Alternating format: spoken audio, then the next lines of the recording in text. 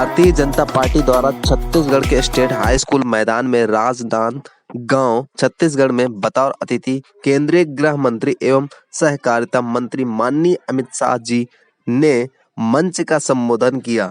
माननीय अमित शाह जी ने छत्तीसगढ़ के नए विचारों का और नए विकल्पों का समावेश करने की तथा अनेक प्रकार की योजनाओं का लाभ दिलाने की बात कही।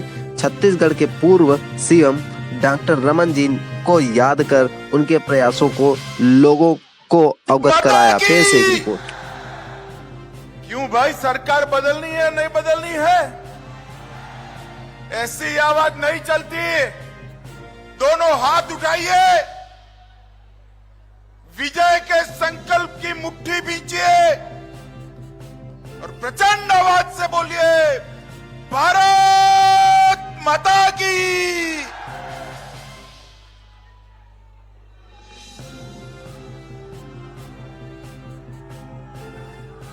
मैं सबसे पहले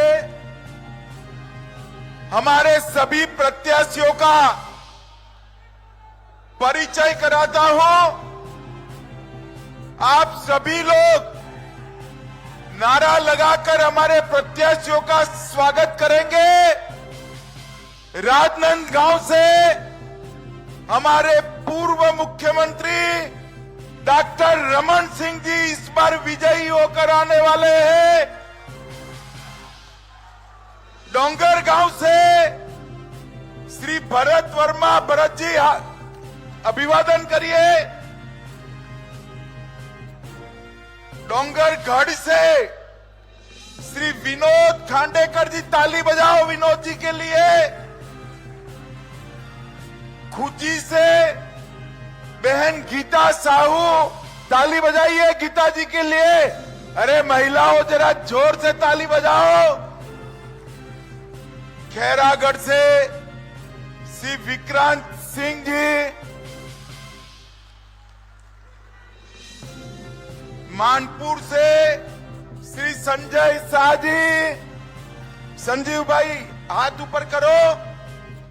और अंतिम परिचय मैं कराना चाहता हूं। ये भूपेश बघेल सरकार ने तुष्टीकरण के लिए,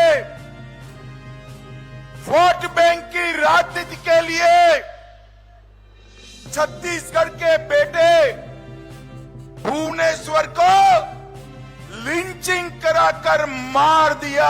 भुवनेश्वर साहू को भारतीय जनता पार्टी ने तय किया है कि हम भुवनेश्वर साहू के हत्यारों को उनके अंजाम तक पहुंचाएंगे और इसके प्रतीक के रूप में उनके पिताजी श्री ईश्वर साहू को हमने चुनाव के मैदान में उतारा।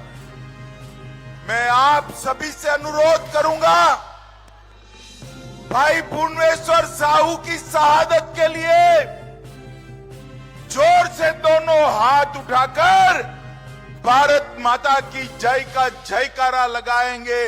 बोले भारत माता की, भारत माता की। वंदे वंदे वंदे। मित्रों, आज राजनांदगांव में हमारे सारे प्रत्याशियों के नामांकन की रैली में एक विशाल जन समूह मेरे सामने है। आपका उत्साह देखकर मैं स्पष्टता से आज भरोसा लेकर जा रहा हूं। मोदी जी को भी शाम को बताऊंगा कि 3 दिसंबर में कमल खिलने वाला है, कमल खिलने वाला है। इस मंच पर उपस्थित हमारे प्रदेश अध्यक्ष और सांसद भाई अरुण साहू जी, हमारे नेता पूर्व मुख्यमंत्री और यहां से हमारे प्रत्याशी राजनांदगांव के डॉक्टर रमन सिंह जी, बहन सरोज पांडे जी, पूर्व सांसद अशोक शर्मा जी, भूपेंद्र सवन्नी जी, श्री मधुसूदन यादव जी, श्री रविंद्र राय पूर्व अध्यक्ष झारखंड के, श्री संतोष अग्रवाल जी, श्री अभिषेक सिंह जी, श्री अवधेश चंदेल जी, श्री प्रदीप गांधी जी, श्री रमेश पटेल जी, और आज मेरे साथ जो हमारे सातों सात प्रत्याशी उपस्थित है, जिनको आपको विधायक बनाकर भेजना है, वो सभी प्रत्याशियों को मैं हृदय से, मेरी ओर से और करोड़ों भाजपा के कार्यकर्ताओं की ओर से बहुत बहुत शुभकामनाएं देना चाहता हूं। माताओं, भाइयों, बहनों, डॉक्टर रमन सिंह जी ने ठीक से बात रखा है, मुझे ज्यादा कहने की जरूरत नहीं, मगर मैं छत्तीसगढ़ वासियों को चुनाव की घोषणा के बाद पहली बार रैली हो रहा है, मैं छत्तीसगढ़ वासियों को याद कराने आया हूं, इस छत्तीसगढ़ को हमारे प्रिय प्रधानमंत्री अटल बिहारी वाजपेयी जी ने बनाने का काम किया। कांग्रेसियों के शासन के अंदर पुराना मध्य प्रदेश और छत्तीसगढ़ बीमारू राज्य बनकर खड़ा।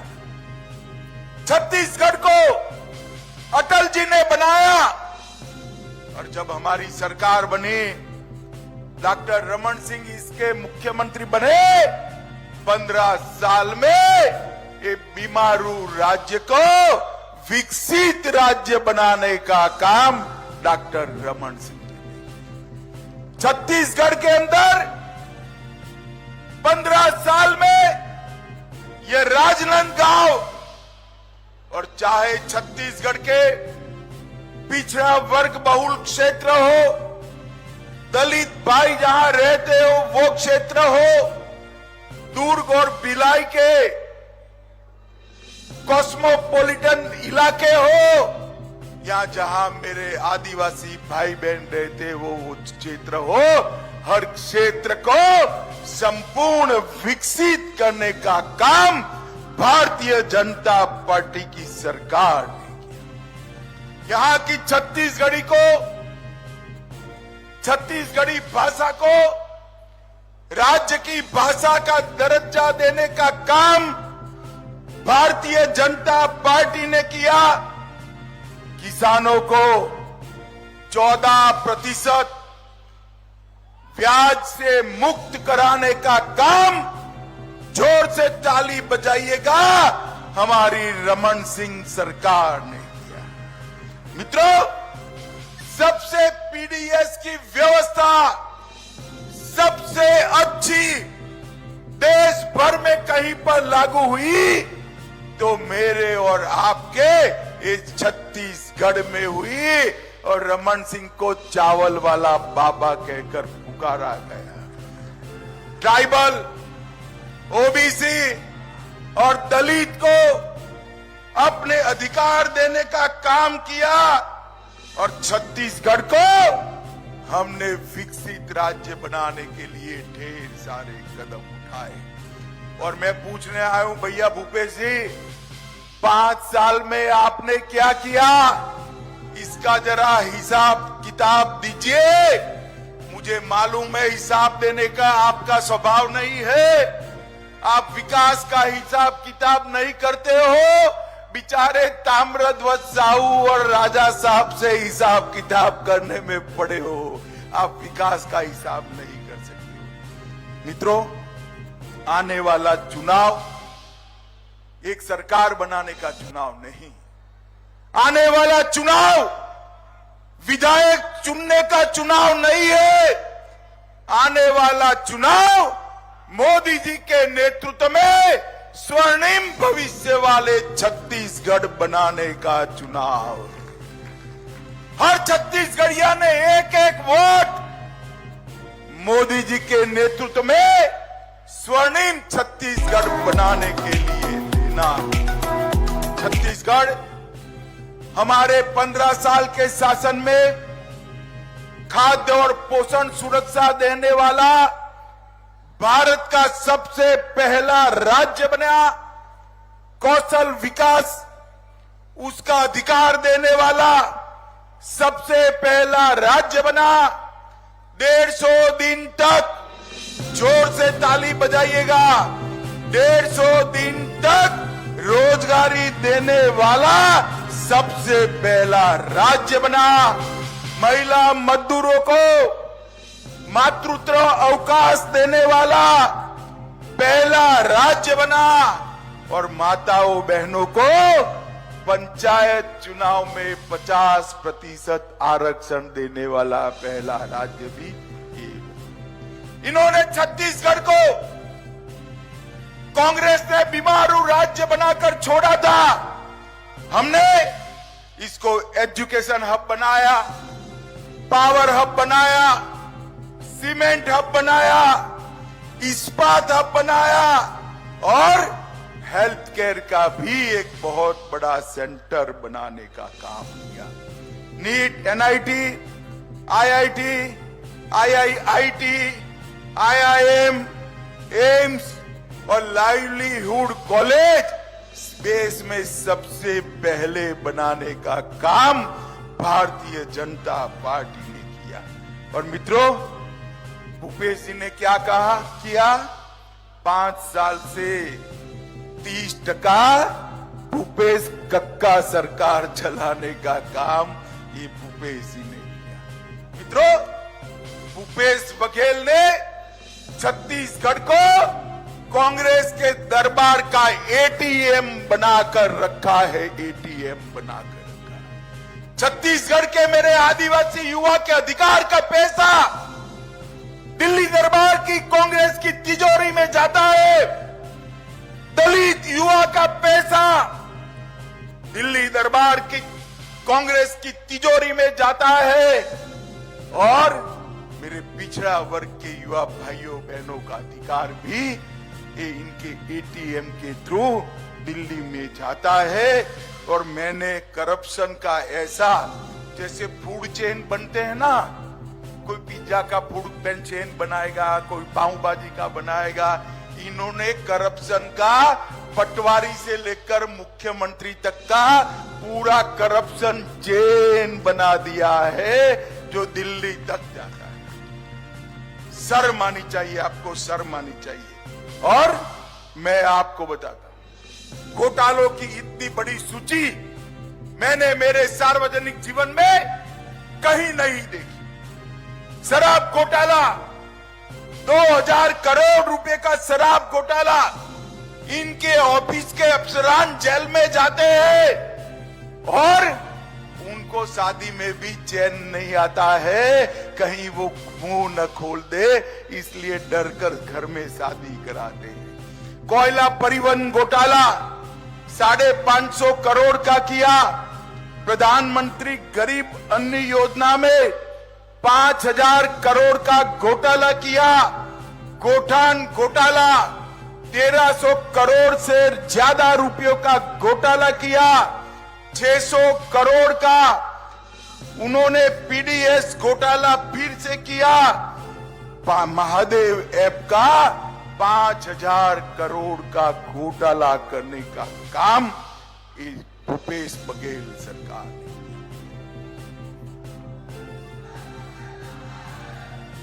उन्होंने तो बच्चों की नौकरियों को भी नहीं छोड़ा। पब्लिक सर्विस कमीशन का घोटाला कर बच्चों की नौकरियों में भी कटकी लेने का काम किया है। मित्रों, ये भूपेश बघेल सरकार कटकी और बटकी की सरकार है। हमें यहाँ विकास करने वाली सरकार चाहिए, मोदी जी के नेतृत्व में आगे ले जाने वाली सरकार। ढेर सारे वादे किए, प्रत्येक महिला को महतारी सम्मान योजना देना था। भूपेश बाबू क्या हुआ? मुफ्त 4 गैस के सिलेंडर देने थे। भूपेश बाबू क्या हुआ? 50,000 अतिरिक्त शिक्षक भरने थे। भूपेश बाबू क्या हुआ? शहरी क्षेत्रों में संपत्ति कर 50% कम करने का वादा किया था। क्या हुआ? राज्य में पूर्ण शराबबंदी लागू करने वाले थे। भूपेश बाबू, आपने क्या किया? बिजली का बिल आधा करने वाले थे। भूपेश बाबू, आपने क्या किया? उनको हिसाब देना चाहिए छत्तीसगढ़ की जनता को। मैं आज छत्तीसगढ़ की जनता को बताने आया हूं, ये भूपेश बघेल, उनके शासन में छत्तीसगढ़ में ना दलित खुशहाल है, ना आदिवासी खुशहाल है, ना ओबीसी खुशहाल है, पिछड़ा भी खुशहाल नहीं है। माताओं बहनों की तो बात ही मत करिए, युवा और किसान भी परेशान है। खुशहाल है तो गांधी परिवार अकेला खुशहाल है और कोई।